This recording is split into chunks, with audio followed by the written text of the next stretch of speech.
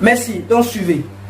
Donc tout de suite, je vous ai bien dit qu'on va sauter d'abord le bâtiment. Donc vous voyez, je vais aller sur la démonstration.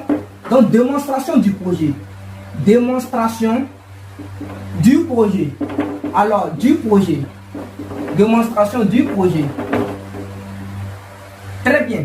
Au niveau de la démonstration du projet, tout le monde sait bien que ce n'est pas mon devoir de vous révéler ici quelle est la consommation normale d'un ou bien d'une poule pondeuse. Je dis bien ceux qui veulent investir dans le projet d'élevage là. Si vous voulez investir en poule pondeuse là, posez la question d'abord à vos fournisseurs ou bien à vos techniciens. Celui qui va surveiller vos fermes là, posez-lui la question. Une poule pondeuse aura combien de quantités d'aliments jusqu'à la fin de ses jours dans ma ferme? C'est-à-dire de un jour, ça veut dire le jour où le poussin a arrivé jusqu'au...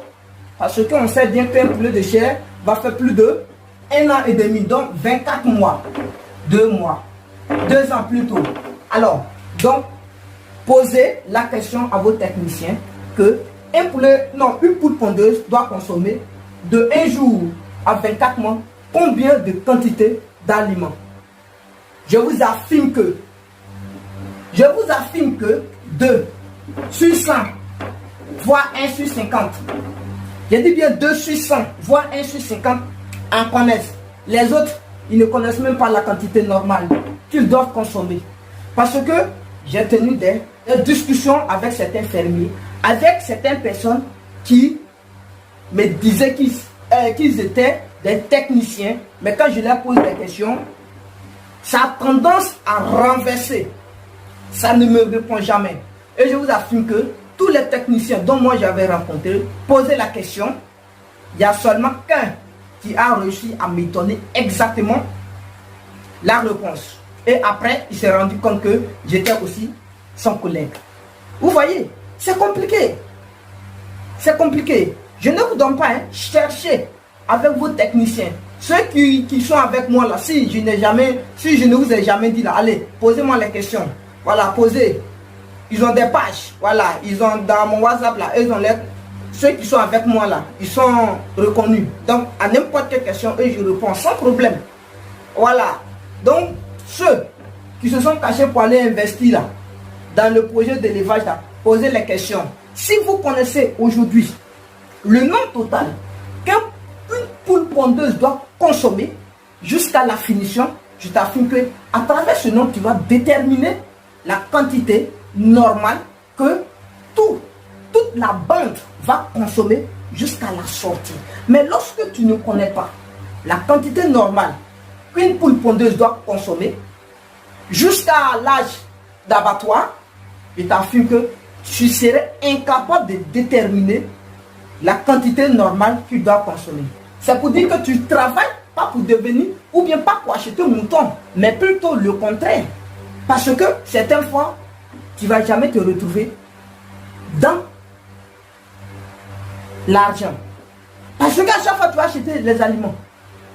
Et ce qui est difficile encore, arriver à avoir une liste de prophylaxie correcte. Ici, je parle à ceux qui se disent qu'ils sont des techniciens, qui travaillent avec certaines personnes. Ayez une prophylaxie correcte pour ne pas que demain, ça crée des problèmes, pour ne pas que les investisseurs dans le projet d'élevage aient des problèmes demain, soient confrontés d'acheter des milliers de médicaments alors que ça ne sert à rien. Si tout est bien planifié, je vous affirme que élevage là, quand on parle de vaccin veto là, c'est pas cher. Mais c'est quand on ne maîtrise pas, il y a plusieurs vaccins qui échouent.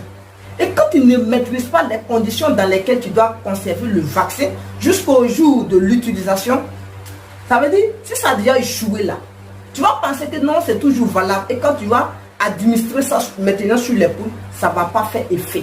C'est pour cela qu'à chaque fois les gens disent non, aliment c'est pas bon, ils ont fait les vaccins, c'est pas bon, ils m'ont donné des mauvais poussins, tout excès nuit. La quantité n'est pas ça. La qualité du produit n'est pas ça, parce que tu l'as mal conservé.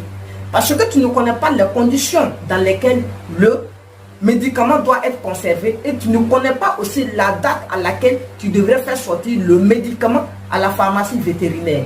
D'autres se disent non, dès que je commence, j'achète tous mes produits et puis je les stocke. Quand ça arrive, je m'en vais enlever et puis c'est faux. Je vous affirme que les vaccins, il y a certains vaccins, d'ailleurs que je ne dirai pas les noms ici, ceux qui veulent, qui rentrent dans mon inbox, non, qui me posent des questions dans les commentaires et on va essayer de voir. D'ailleurs, vous allez voir que ceux qui font ça, je me demande s'ils ont des techniciens. Parce que celui qui a un bon technicien, il ne va jamais lui permettre d'acheter des médicaments pour stocker. Bien vrai qu'il peut avoir des manquants. C'est pourquoi, toujours, il faut être en contact avec ton vétérinaire. Il faut être en contact avec les pharmaciens pour dire que, pardonnez, j'aurai besoin de temps ou de temps. Ou bien vous payez votre argent et ils conservent vos médicaments là-bas. Quand la date serait presque arrivée, il y a des jours que toi-même tu peux aller prendre le produit pour venir garder sur toi. Ça va faire que la température du médicament va jamais dépasser ou bien va jamais être en dessous.